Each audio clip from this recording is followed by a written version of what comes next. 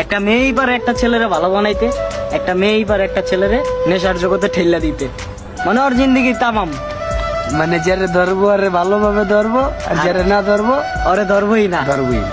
মানে যারে কাকড়া দিব ওর তো কাকড়া দিব, আর যারে না দিব ওরে কামড় দিয়া দিয়া ছাড়বো। মানে ওই ব্যক্তিটা তিলে তিলে মরবো ভাই। মায়া এমন একটা জিনিস, কারো মায়া না আটকা, যদি নিজের মায়া আটকেন না ভাই, সারাদিন কি জানেন ঘুমের দিন হারায় যেতে পারবেন। আর যদি মায়ের বৃত্তে আটকা যান, আপনার রাত্রে ঠিক মতন ঘুমটা হইব না, আপনার চেহারা ভেঙে যাবে, ফেস নষ্ট হয়ে যাবে। আপনি নেশা করেন না, তাও আপনারা কইব কি জানেন, নিষিদ্ধ। ওই জানি কি জানি খায় আর ওই চাপা নেশা মামা করে। ভেঙে যেতেছে, হ্যাঁ। বড় ধরনের নেশা করে। আসলে ভাই নেশা করে না, ওই ছেলেটা ঘুমাইতে পারে না প্রতিদিন রাত্রে, কিছু মায়ের কারণে।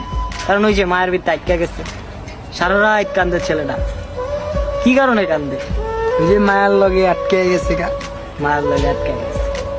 এই জন্যই বলে দুনিয়ার সবচেয়ে বড় খুনি মায়া। মায়া জিনিসটা হইলো যে দাদা, এই পৃথিবীর সবচাইতে একটা তুচ্ছ জিনিস, অনেক বাজে একটা জিনিস, বিশাল বড় একটা জেল। যে জেলে একবার আটকা পড়লে কারো কোনো সাধ্য নাই, কোনো কোর্টের সাধ্য নাই যে ওই জেল থেকে আপনারা বাইর করবে।